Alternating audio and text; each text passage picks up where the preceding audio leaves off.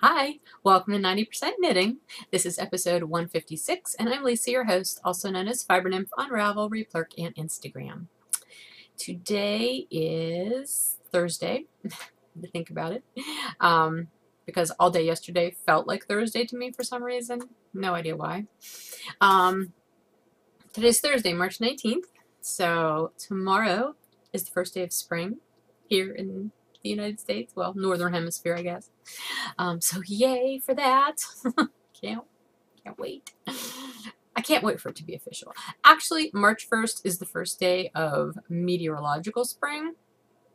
Just letting you know. So that always gets my hopes going.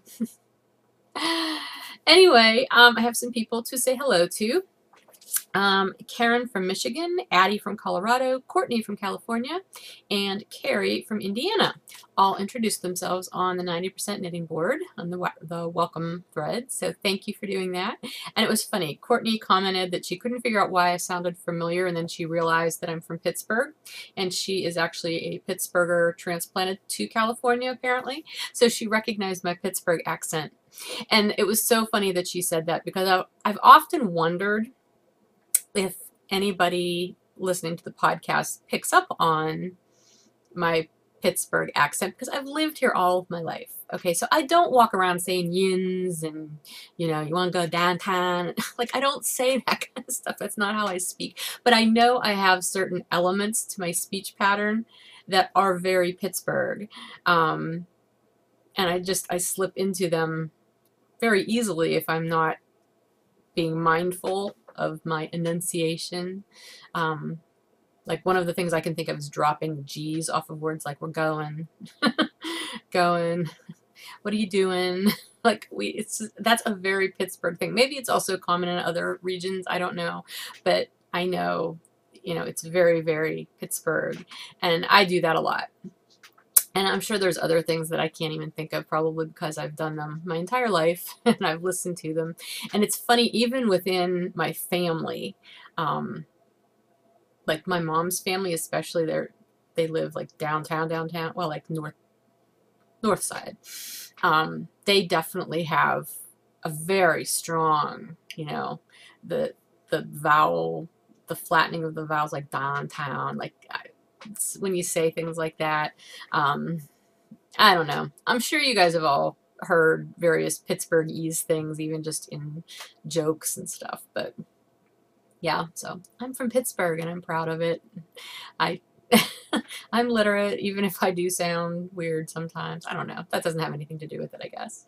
It's just how, if you live, that's like whenever I watch podcasts from people who are from other areas of the country, it's very easy to pick up a Southern accent. And I'm sure within the Southern accents, there are very specific Southern accents depending on where people are.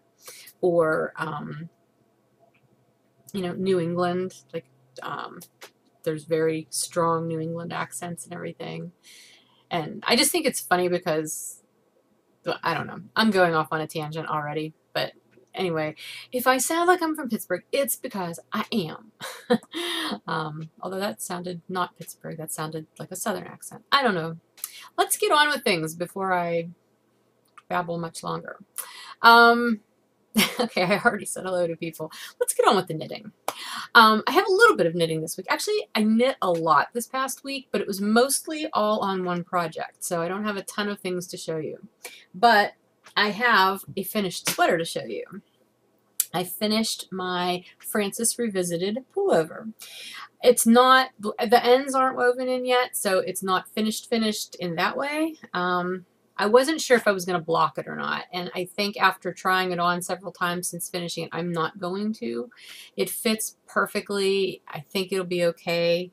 My only thought is I may end up ripping out the bottom of the body one more time and making it like an inch longer. But I'm not 100% sure yet, so I'm not going to do that. So that end is definitely not woven in. But here it is. I love it. It turned out so nice. And this little the dicky-do, as Steve calls them from Dramatic Knits. That's just there so that I know which is the front and which is the back, because they're pretty much identical, except for the fact that the back, what I'm designating as the back, is where I had 2 spots where the yarn got kind of light, really thin, and so it almost looks like there's holes there. It does look like there's holes there, and there's not. It's just the stitches are really open because of that the lighter segments in the yarn. So I have to go back in and do some what's it called? Duplicate stitch to kind of fix those. So that's why I have that on there. But I'm really happy with it. I did do the 1x1 ribbing at the bottom of the sweater as opposed to doing the seed stitch. I think I told you that last week. And so when I did the sleeves, I also did the 1x1 ribbing. I'm not sure what. Oh, this was just on here to mark something for me as I was knitting, and I just never took it off. Yeah, and it worked out great. I ended up modifying the sleeves from the pattern. Well, first of all, I was trying to magic loop the sleeves because I was using a 32-inch US 10. That was what I was knitting the whole sweater on, and except for the band at the bottom, I went down to an 8. Well, I didn't have a 16-inch US 10. So I was trying to magic loop it. Well, that was not happening. The cable was just too heavy. It was a mess. Not comfortable. So in my 16-inch needle stash, I had either a 10.5, a US 10.5, or a 9. I thought, well, it's probably better to go up a half a size than to go down a full size. So that's what I did. I chose to use the 16-inch US 10.5 to knit the sleeves so I could knit them in the round. Well, as it turned out, they were both metal needles that I had to choose from, and the one I used for the body was a wooden one. Definitely a gauge difference. In fact, I got a tighter gauge knitting the sleeves on a needle that was a half a size bigger than I got on the sweater with a half a size smaller needle that was wooden. The other part of it may just be using a shorter needle. Like I think I'm a tighter knitter whenever I'm knitting on a 16-inch circular. At any rate, it's fine. It fits fine. It looks fine. And I'm possibly the only person who's going to really notice that little bit of a gauge difference. What I ended up doing, and I really used the pattern as a guide more than following it, because I really didn't even read the pattern much at all until I got to the Cowl-Neck. That was the next time I looked at the pattern. So I knit the sleeves about 7 inches from the underarm, and then I started doing decreases. The pattern's actually written to have a flared sleeve. I didn't want a flared sleeve. I wanted a nicer fitting sleeve. So I started doing decreases at 7 inches, and I did 7 sets of decreases, 1 every 6 rounds. And that turned out perfect. And then I did my ribbing on the 8s again, because I do have 16-inch 8s. And I was able to actually do this on a 16-inch. I thought maybe it was going to pull it too much, but it didn't. It's stretchy enough yarn that actually worked out okay. It was really getting tight there for the cuff, but it worked. And then for the Cowl-Neck, you actually turn the sweater inside out to pick up the stitches for the Cowl-Neck, because the Cowl-Neck is actually the right side of the cowl. You probably know this. I mean, like a turtleneck or any kind of neck like that, the right side is going to be coming from the inside and then folded over. So you need to have it started on the inside. It folds over to be on the outside. So I can't remember what size needles. I feel like there was a needle change there too, and I don't remember what size. I think you started on smaller needles. That may have been it, and then went back up to the 10s. And I did do that. The only thing I ended up doing, well, the only thing I ended up doing according to the pattern, I guess, really, aside from the stitches that I cast on originally, was I did follow the pattern as it was pretty much written for the Cowl-Neck, because I've never done a Cowl-Neck before, so I didn't really want to wing it. But I knit it pretty much exactly as it was written, and I did end up doing the seed stitch on the edge of the cowl. I I had originally thought, well, maybe since I'm doing ribbing everywhere else, I could go up to an even larger needle and do a wide rib, like a 4x4 or something. I just thought that was going to end up looking really weird, and I didn't want to do that. So the seed stitch, even though I don't like it from the standpoint that it's not showing off the seed stitch pattern per se because of the way the yarn stripes, I do like how it looks on the edge of the cowl. It really does work well. The only thing I have not yet done, and I wasn't going to do this, and now I'm thinking I will, is, I think I told you before, the pattern calls for tacking down the back of the cowl neck from shoulder to shoulder. You tack that part down. It's supposed to help it lay better, and I thought, oh, I'm not doing that. That seems weird. Well, now that I'm done with it, and I've had it on, and I've tried it on, and I've played with it, I think I will, because the seed stitch, even though it's flat, I mean, it kind of wants to curl up, and then you can see that ridge there that was formed from where I picked up the stitches. Even though the raw edge is on the inside, you can still see it, and I kind of don't want to see it, so I don't know. I'm still playing with that idea. But overall, it's finished, and I'm so happy with it. And I do have pictures of it on my Ravelry project page if you want to see it. I mean, they're all selfies taken in my sort of splattered bathroom mirror, sorry. But they were all taken late at night because I finished this. I stayed up Monday night. Sorry, I'm having a bra strap issue. I stayed up Monday night late. It was after midnight, I think, by the time I finished it. I ended up watching 2 movies. I watched Hunt for Red October and Leap Year, and still had like 10 minutes of knitting to go before I was completely finished.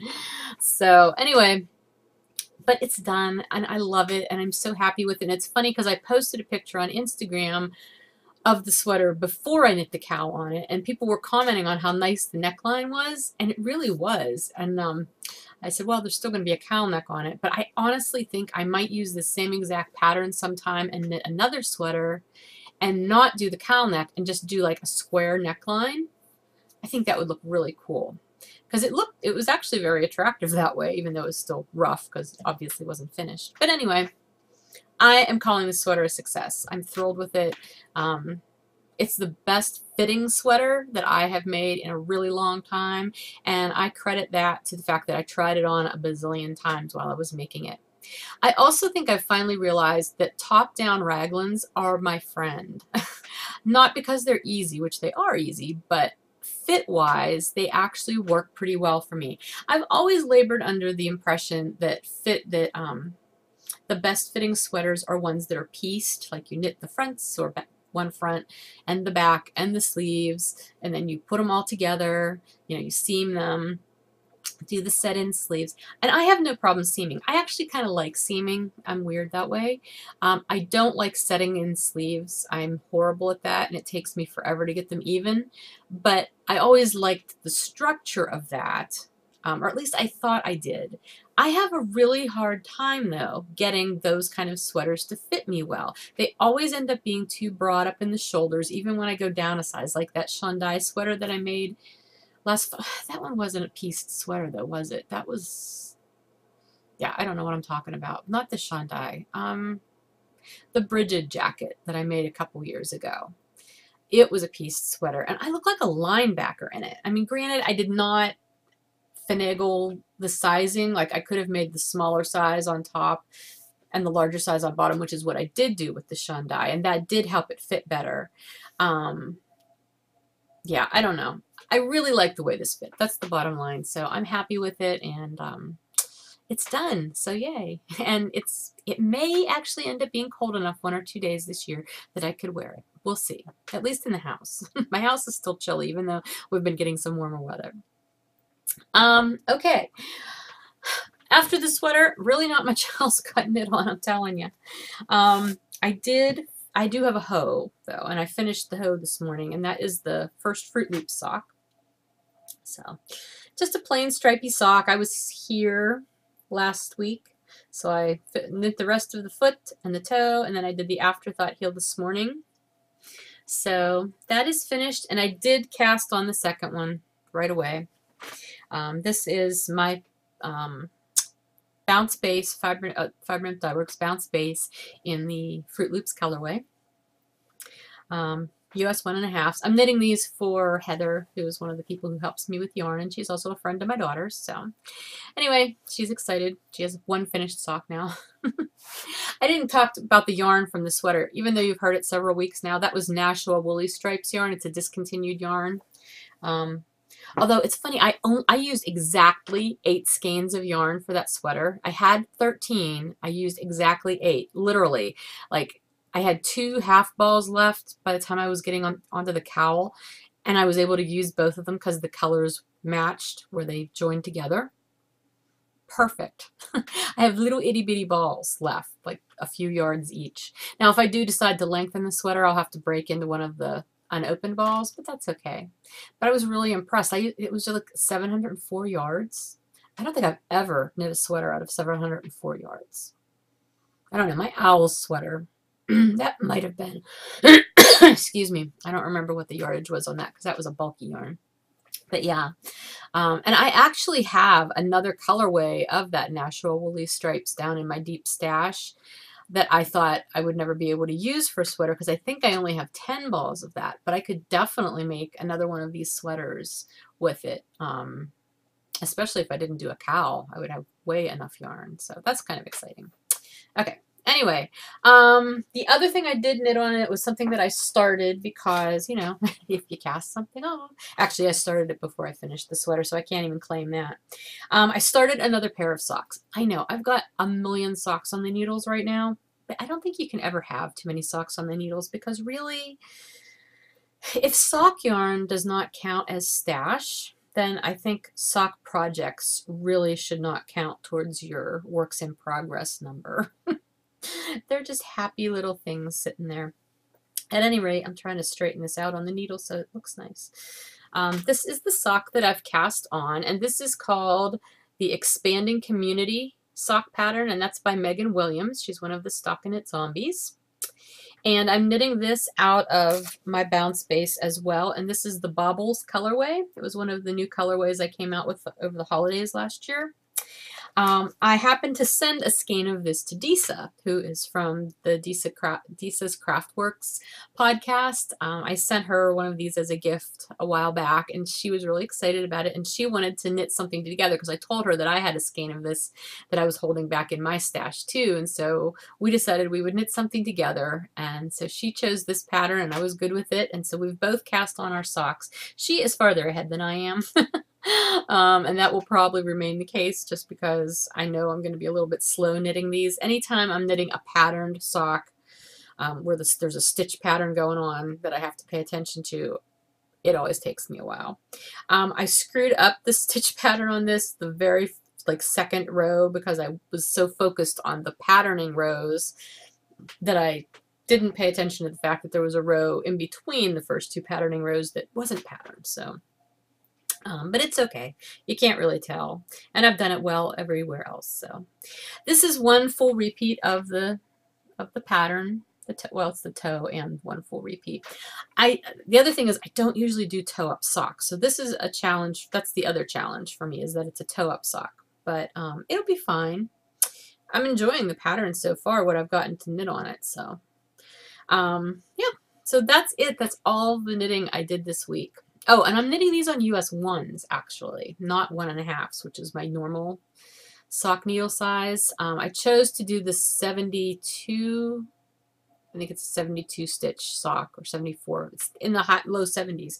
I usually only do like a 64-inch sock. However, I'm noticing a lot of my socks are getting holes in them. And I know part of it is I wear them really hard, wear them to death. But I decided maybe I need to go down a needle size because I'm not particularly a tight sock knitter. So I've avoided going down to 1s just because I knew I would need to go up in stitch count, because I did try going down in 1s one time a long time ago, and I used my regular 60 or 64 stitch sock pattern and I couldn't get them on my feet. They were really tight. So I'm going to try this one in the larger stitch count with the smaller needles and see how that goes. And I think it'll be better, you know, fabric wise, it's a little tighter. So hopefully they'll hold up, because I'll tell you what, I purged 3 pair of socks from my drawer recently that have holes in both socks. And there are several more that I could probably get rid of. I'm so stubborn. I want to hang on to them until I can't possibly wear them anymore. And if only one has a hole, I'll match it with another sock that's a totally different sock that also has a mate with one hole. And I'll just wear mismatched socks. But anyway, I think, whose podcast was it? Maybe Little Bobbins. I was watching her this week, and she said about she doesn't really worry that her socks outlive her. She just wants to wear them and enjoy them. And I think that's a really good motto. So, okay, let's see. So I did not work on the Atlantic Current socks. They're going to get back in the rotation though soon. Didn't work on my design socks. They will get worked on. Yeah. Didn't work on the sheep head hat. I know we've got, what, a little over a week left in March. And that was my color work project for the knit along. So I really should sit my butt down and focus on that. And so hopefully I will do that. I think I'm going to maybe use that as a reward, like getting that done as a reward so that I can start to work on something else. Because I have so many things I want to cast on. Or else pick up like old projects that are still in progress and hibernating that I don't want to frog. So I need some impetus to do that. So I don't know why, because I mean, I was enjoying the color work of the hat. It wasn't like I wasn't enjoying it. Yeah, it just, I don't know. I don't know what it was. I kind of lost steam on it, but I need to get it done. And I'm halfway through, so, and it's going to have decreases, so it should go faster, right? I don't know. What else? And I have not worked on the Mama vertebrae, but that is going to come back into my rotation because now that I'm done with the stripy Francis sweater, that is going to be my sweater that I'm going to work on because I would really like to have that done in time to wear in Maryland next month. So next month. No, not next month. May. Very beginning of May. So a little beyond next month, but I want to get that one done. So that's what's going on.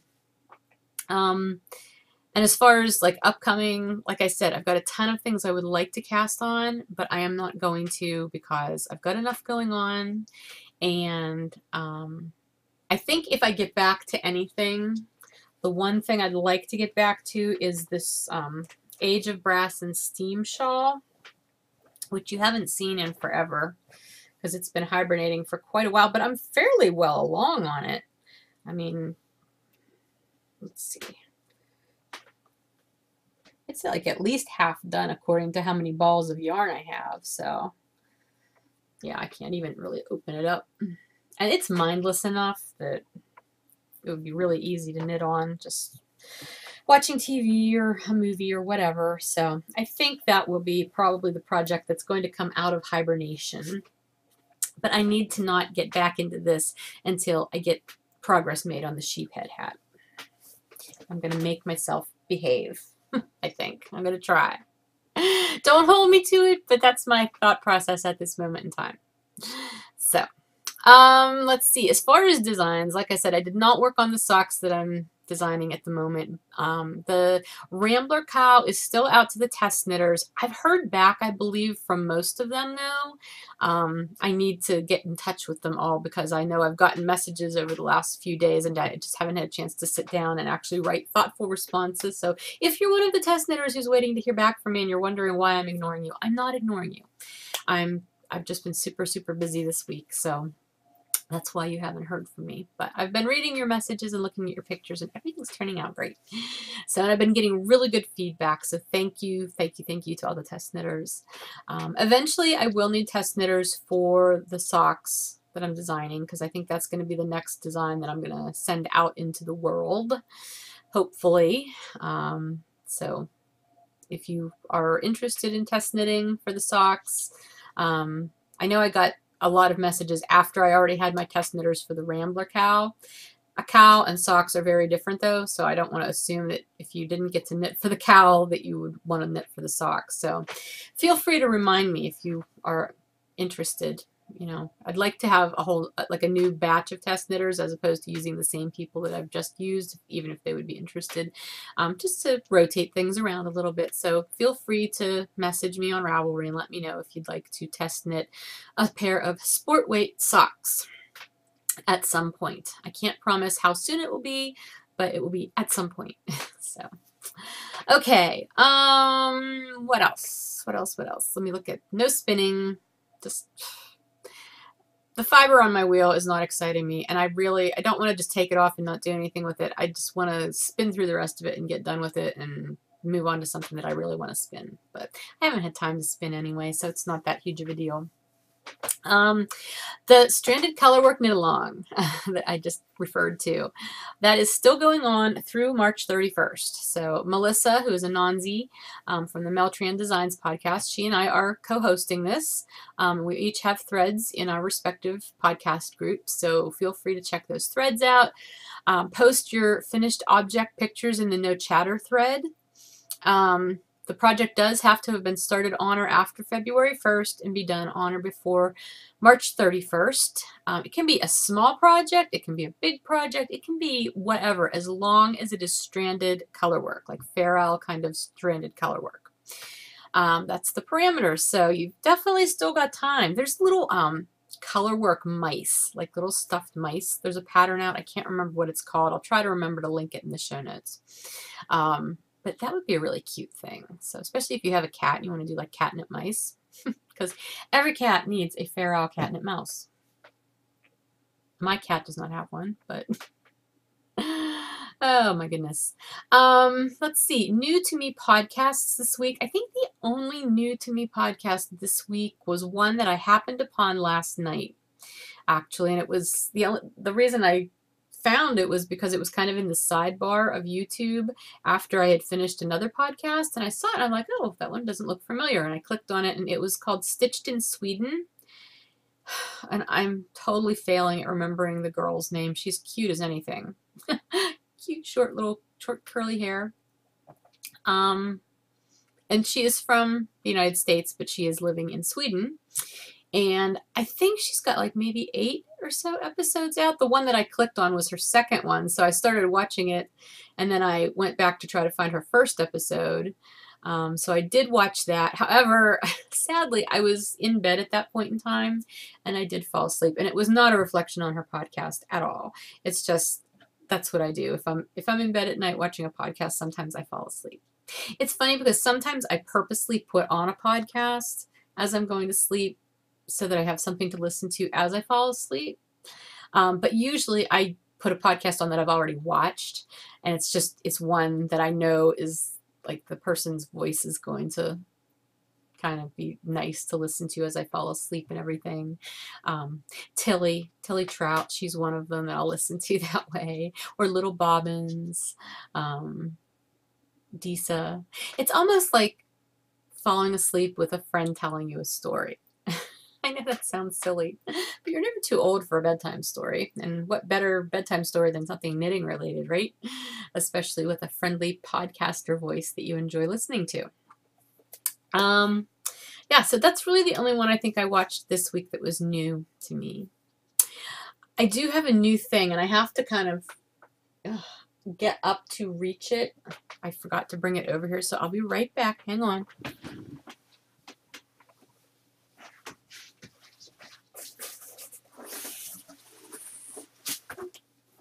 It's a big box. And I have nowhere to put it. Okay, hang on. Let me move my keyboard, hopefully without turning the podcast off. There we go. Okay, so I got a message from Benita, who is from the Fiber Pusher podcast. She sent me a message on Ravelry earlier this week, or late last week, I can't remember, saying, hey, watch your mailbox.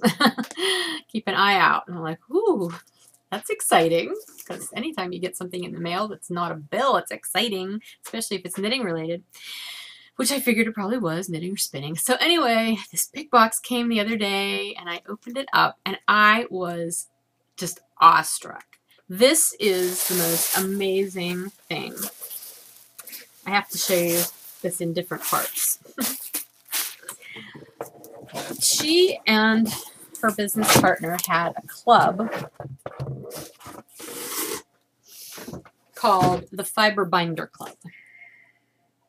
And as I understand it, I'm totally probably going to mess this up. Telling you this. Let me see if I can find her little note so that I can explain this better. I'm just going to read it to you. My business partner and I had a 36-month fiber club called the Fiber Binder Club. After the 36 months were up, we took the remaining fiber and bundled them as Volume 1, which was the first 12 months, Volume 2, which was the second 12 months, and Volume 3, which was the third 12 months. Volume 1, she said, was released in 2014 and has sold out. She sent me Volume 2, which was released in January, and then they're going to release Volume 3 next January. And she just realized, like, she had watched the podcast and heard me say how I like learning about different fibers and everything, and that's what this club was all about. It was about helping people learn about different fibers and their characteristics and everything. And so the binder actually has like all these sections in it for sheep wool, plant, silk, rabbit, goat, camelid, and other. And so then in each section there is a page that corresponds to fiber, which is in this bag, and I'm going to show it to you in a minute. But for instance, here's the page on Romney. Okay, so there's a picture of a Romney sheep, and then there's statistics about it, and then there's fiber descriptions and uses, and then there's a place where you can put your own notes, but then there's a little packet of the raw fiber, and then there's a little lock or a bit of the washed fiber. And I think this is so cool just in and of itself. Like, if she would have just sent me this binder with that kind of stuff in it, I would have been thrilled, because I think that is so neat to be able to see these different fibers. And there's 12 of them. Obviously, it was a 12-month segment of the club. And it's just amazing. So that's part of it. But then there was the little baggie of each of these fibers. So I'm going to show you that, because this is like the best part. I was sitting on my couch just surrounded by all this stuff, and I couldn't stop smiling. It was so cool. And I'm not showing these to you in order, but there is some North Country Cheviot. There is Bond, which I know nothing about Bond fiber. I guess I will be finding out. It's a beautiful color, though. Polypay, which I have heard of, but I don't know anything about either. That's the really cool thing about this collection of fibers she sent me, because most of them are ones that I don't know a lot about. Milk fiber, which I think is very interesting. Merino. Well, obviously I know about merino, but it's still cool to have that in there. Shetland, and I have worked with Shetland before, but again, you know, beautiful. And look at that blend. It's a it says Shetland double coated, so that's Columbia, which I'm trying to remember what yarn brand uses Columbia sheep. I can picture it because I used to have some. Can't remember now, but anyway, Columbia. I know you can't really see much in the baggies, but then there's some Surrey alpaca. There is some, I'm not sure if it's Erie or Erie, E-R-I silk, which I have not heard of this silk, so I can't wait to learn about it. Romney, which I'm kind of familiar with Romney. I don't know if I've ever spun Romney before, though, so that'll be kind of fun to play with that. Lincoln from An Adult You. Again, beautiful coloring. And lastly, there is Icelandic. I can't tell you how excited that makes me. And you're not even seeing all of the, yeah, I know. I don't want to take them out of the baggies, but it's just beautiful. So anyway, I already thanked her, but Benita, thank you again for this fabulous gift. They're just, it's amazing to me. And I can't wait to start playing with this. And as I do start playing with it and I start spinning these samples up, I will show you, and I will show show them to you, and I'll talk about them and tell you my thoughts and my notes about it. But I believe there are still volume 2, the same set, available through her website, and it's dyedinthewool.biz. So it's www.dyedinthewool.biz.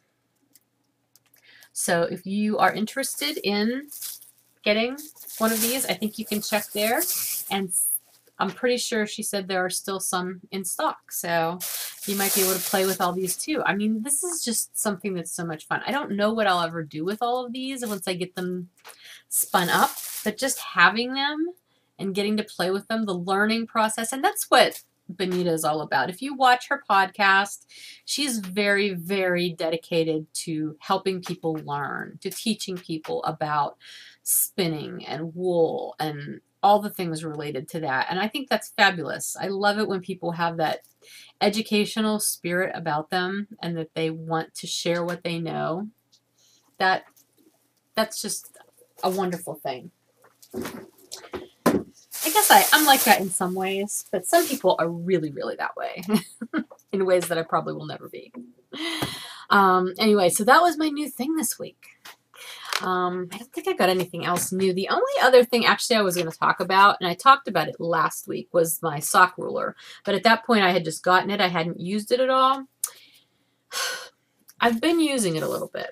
Now, according to the packaging for the sock ruler, it shows you how to use it. So you can use it to measure the leg of a sock knitted from the top down. You can use it to measure your heel flap. You can use it for toe up socks. Obviously, either way. And then it also explains on the other side the different uses. So for the sock ruler for cuff down knitting, which is what I was knitting the Fruit Loop sock, you can use it to measure the length of the cuff, distance from the top of the cuff to the start of the heel flap, and the distance from the finished heel to the start of the toe decrease. Okay, I get all that. I did not find it all that easy to use, honestly, for a cuff down sock. I'm going to use it as I knit the expanding community sock, since that's a toe up sock. I actually think it may be a little more useful toe up, or easy to use, not useful. I mean, it's useful either way. I mean, it's a ruler if nothing else, you know. I just was having a really hard time. I mean, it could possibly be because I'm doing an afterthought heel in the Fruit Loop socks, so I wasn't really measuring a heel flap. I wasn't measuring like the end of the foot back to the heel flap to know when to start the toe. So that could be what was making it a little difficult. But as I was using it, my biggest difficulty was if I measured on this by inserting this into the sock, and then I measured my way, which is just to use a tape rule, which I usually use one of those ones that's like round and you pull out. And I always hold it from the end and let the dangly part dangle, the round part dangle, and then I hold the sock up so it's actually gravity's helping me. Because I think that's a little bit more realistic, because when you wear a sock, your sock is on your foot and it's kind of being stretched anyway. I was measuring about a ½ inch difference. Like it was a ½ inch longer using my method than this method. And I think if I would have used this and only this and not been comparing it to my tape measure, it probably would have ended up being too big. Because even though this inserts into the sock and you can press to give yourself negative ease, I was really having to like smush it in there to get it to measure the same measurement as my tape measure. And I felt more comfortable with the measurement on my tape measure just because that's what I've always used and I know how things fit that way. And the sock, even though I'm not making it for me, her foot size is the same as mine, so I'm going off of the same measurements I would use for my own foot. So I don't know. I'm not 100% woo-woo about this. I mean, I know some people are, and I think it's a really clever idea. I think something that might make it a little bit easier for top down socks is if they had the ruler part on the back as well, because then you could use it this way, because I'm trying to line up the tip here with the edge of my cuff, and it's not like it's impossible, but I think it's easier if you have a flat thing against a flat thing. The same way it would be impossible to measure from the inside of a toe on the flat thing. You want the rounded thing, you know? So that's just a thought. That's neither here nor there because I'm not the one who makes them. But anyway, yeah, I'm going to use it for the toe-up socks and see if I get a little bit better result using it. I know Wendy from Knit One Heart 2 loves hers. I can't remember if Sheila has one and uses it too or not, but I know Wendy has just raved about hers, but I think she pretty much knits all her socks toe up also.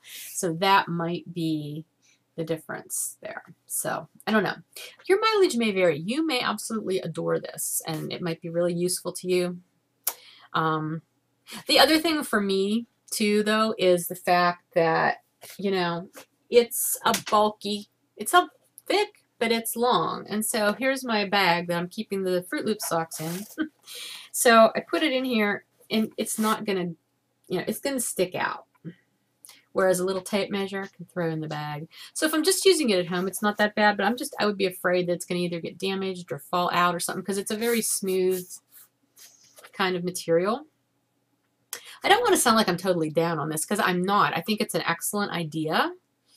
I'm just not having as great a success with it as I know other people have had. So I'm just giving you my feedback on it. Like I said, your mileage may vary. Everybody's a little bit different. So anyway, okay, let's see. Moving on to 10%. Movies. Like I said, I watched 2 of my favorite movies. I love Leap Year. That's one of my more recent favorite movies. I love Hunt for Red October. Don't ask me why. I'm not a Sean Connery fan, but I do like Alec Baldwin, especially a younger Alec Baldwin, and I love him in that movie. I like Sean Connery a lot in that movie too. But I love that movie. I could never get tired of watching that movie. Seriously. So I watched those. Christopher, my younger son, and I have been doing a Harry Potter kind of marathon. I think maybe I mentioned that. I don't remember. But he came over last Saturday and spent the night, and we watched the 4th and the 5th movie. No. The 3rd and the 4th movie. The 3rd and the 4th movie, I think.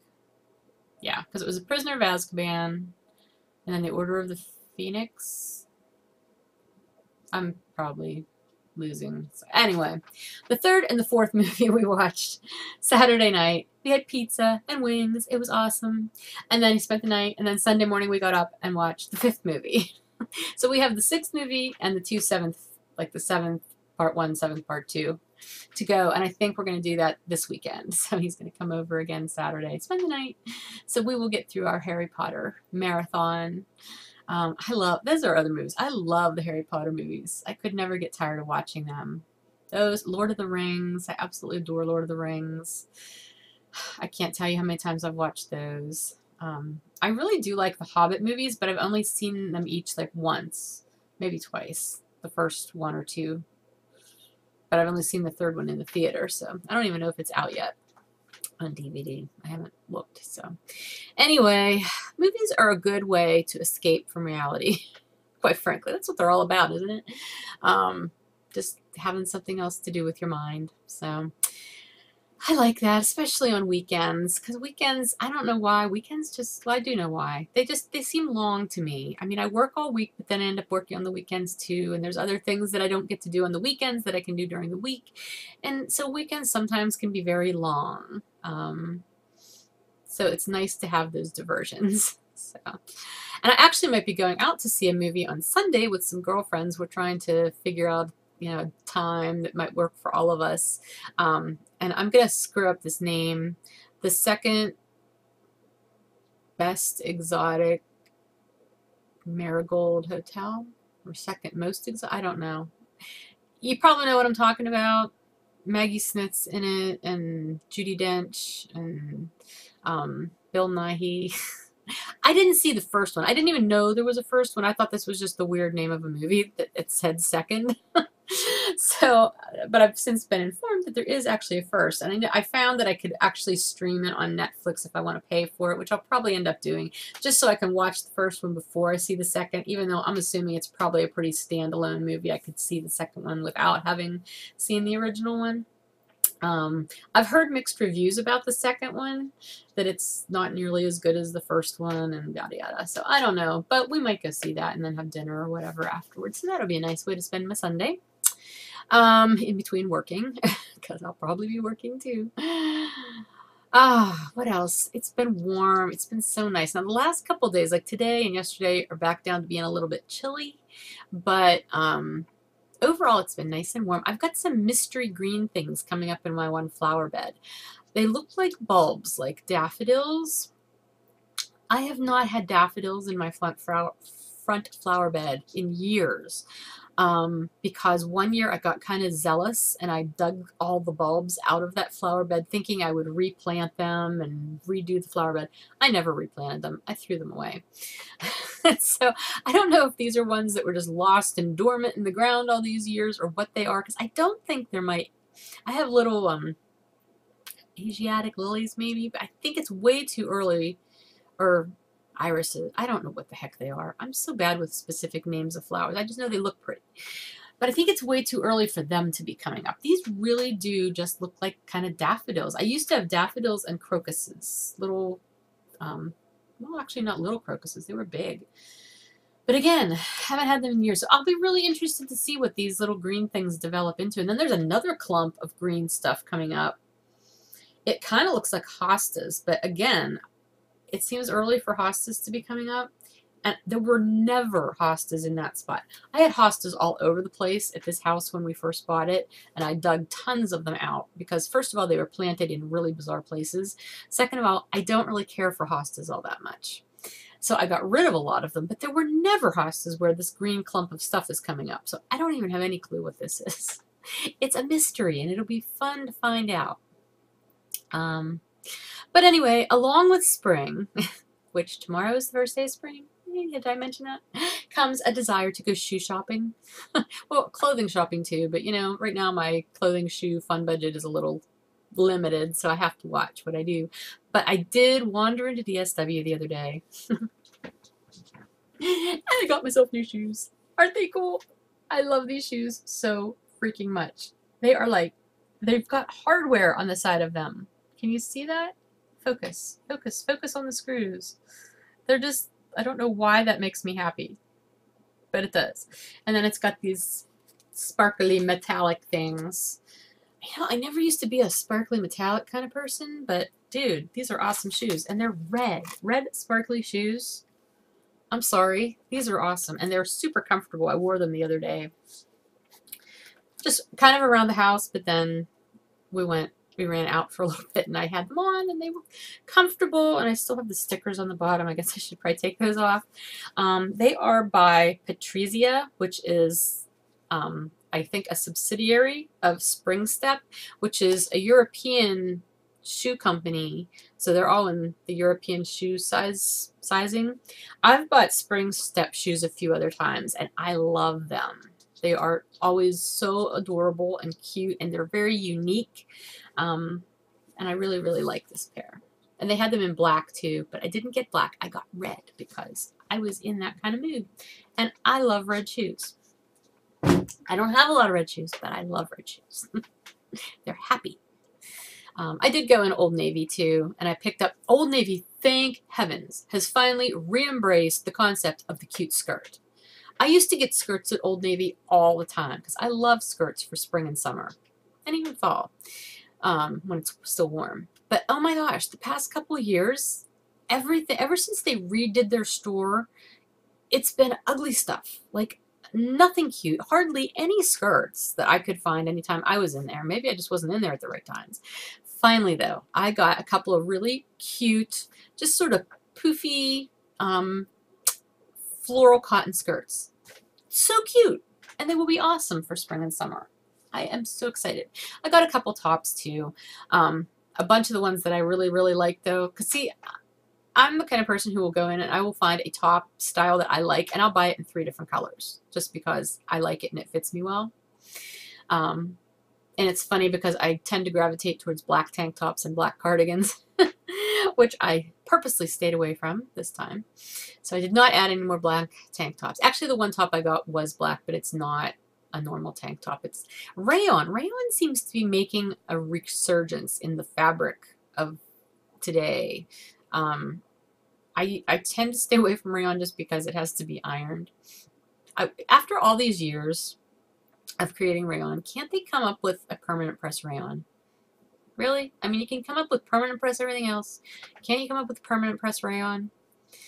I bought a couple of rayon tops. So anyway, and they always feel good on. But anyway, so yeah, that was my little splurge this week. Just had to have something new for spring. And for the fact that, you know, still going to the gym, feeling good in my body. And I actually I was cleaning out my bedroom closet last weekend. I mean, I totally cleaned it out. I needed to rearrange some stuff. And I was trying on clothes as I went, and some of my clothes in there from last summer are way too big on me. That's a wonderful problem to have.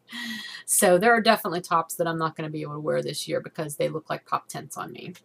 So you got to get something new to replace those things whenever you are successful in losing some weight and getting toned. So anyway, that's about it in life. Some shop news.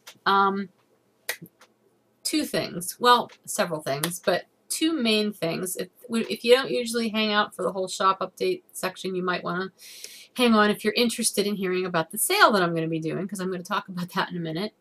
And then the next update will be a pre-order update. So I'm going to talk about those things. But first of all, let me remind you that the first quarter Fiber Nymph Dye Works finished object drawing will end on March 30th. So anything that you have finished out of Fiber Nymph Dye Works yarn or fiber, or if you spun the fiber and then knit something, those all qualify as long as they have been finished between January 1st and March 31st. They could have been started prior to that. In this case, it doesn't matter when they were started, as long as they were finished during these 3 months. Post your finished object picture in the thread on the Fiber Nymph Dye Works board. Make sure it's linkable back to your project page and everything. It's a no chatter thread, but anyway, I will do a drawing for a $25 shop gift certificate on the podcast following the close of that contest. So not contest, but drawing. So the knitting has to be done by the 31st. I usually leave the thread open 1 more day to post pictures, and I will probably record that Thursday. So I'll do the drawing then. And in honor of the fact that tomorrow is the first day of spring, and I'm so happy about that. I can't repeat that enough times.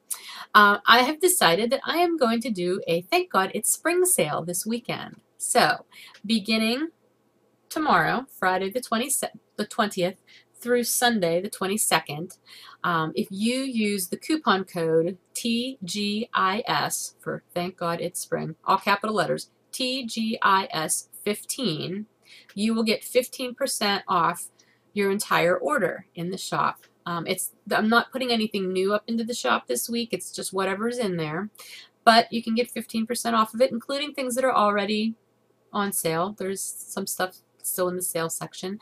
The only thing that will not qualify is anything pre-order. And I will be going into all of my pre-order listings that are up there and making sure that that is in there, and also making sure that I have my new pre-order policy, the shipping policy. I know I've talked about it on here. I failed to put it in the pre-order listings though, so I don't feel like I can really enforce it so well yet. I mean, I don't know.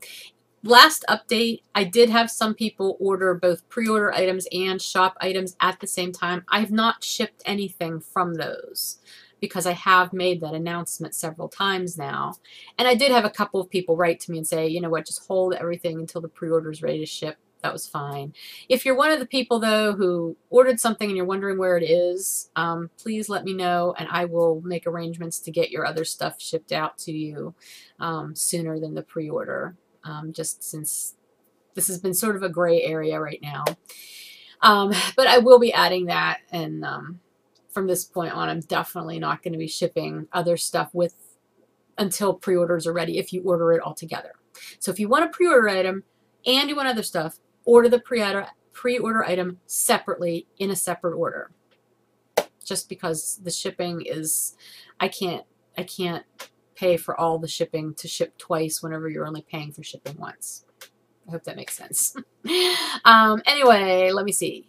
Yeah, so pre-orders will not, the discount code will not apply to a pre-order. If you happen to order a pre-order item, like a special order item, like the Inversible special orders or semi-solid special orders or whatever, and you include that in the order that you're using the coupon code, I will write to you and let you know that that wasn't applicable and ask you if you either want to cancel that part of the order, in which case I'll refund you, or if you want to you want me to just invoice you the difference.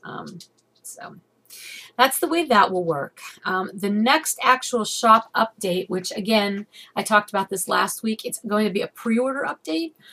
So it's not a real update, it's a pre-order update, will be next weekend on Saturday, March 28th. And that will be all pre-orders. There will be 4 colorways, which I'll tell you in a minute, and all of those will ship out by May 9th. So that's the 6-week mark. Yeah. And seeing as I'm dying for a show and 2 wholesale orders right now, it probably will take up to that full 6 weeks to get those out to you. But you'll know that ahead of time. And if there are colorways that you've been trying to get or you want to get, then hopefully you'll be okay with that wait. The 4 colorways I decided that I'm going to go ahead and do for this pre-order update are Advance to Go, which is that Monopoly-inspired colorway, the 8 striper, Sad Panda, Soft Kitty, which I know Soft Kitty is not a newer colorway, and I was trying to focus more on my newer colorways, but it's a perennial favorite. I always get people requesting a Soft Kitty. I don't know, are you going to put more Soft Kitty in the shop? So I figured it was a good one to put in there. So Advance to Go, Sad Panda, Soft Kitty, and yes, Nyan Cat. There's only going to be 4 Nyan Cat sets up for pre-order. Actually, there's going to be 4 of each of those up. Some of them I might put in different bases. Actually, Advance to Go, Sad Panda, and Soft Kitty will probably all be available on 2 different bases for a total of 4. Nyan Cat will just be on Bedazzled, and there will be 4 of those sets. So again, that will be at noon on March 28th, that pre-order update. So, okay, I think that's everything. If I've forgotten something, which I always do, I'll catch you up with it next week. Also, just remember, I have a Facebook page for 5 Dye Works. I put a lot of stuff up there, at like announcement kind of things. Like I'm going to be putting up about the coupon code for the spring sale this weekend. That's a really, really good place to follow what's going on, especially with the shop. Not so much just the podcast, but the shop. There's also a 5 Dye Works Ravelry group, which you probably know about if you post things in the quarterly drawing threads. And I post to Instagram. I don't do much business stuff on Instagram. I'll probably put something up about the sale on Instagram, but largely I don't. Plurk, I always announce on Plurk when, shop updates are and things like that. But the main methods of me getting information out are through the podcast here, on the Facebook page, the 5 Dye Works Facebook page, and in the Ravelry group. Those are the 3 main ways to stay up on what's going on with 5 Dye Works. And if you have questions, you can always message me on Ravelry or email me, fibernymph@comcast.net or fibernymph@gmail.com. I'll get it either way. So, and please just be patient. If you do email me or message me, I don't always get back to you right away. And it's not because I'm ignoring you. It's just because I don't have a ton of time to sit down at my computer. and do that. So, and I have a really hard time answering emails on my phone sometimes. So, okay, that's everything. I hope you guys have a great weekend coming up. Enjoy your first day of spring wherever you are, or I guess it's the first day of fall in the Southern Hemisphere, so enjoy that too. And I will talk to you next week. Take care. Bye.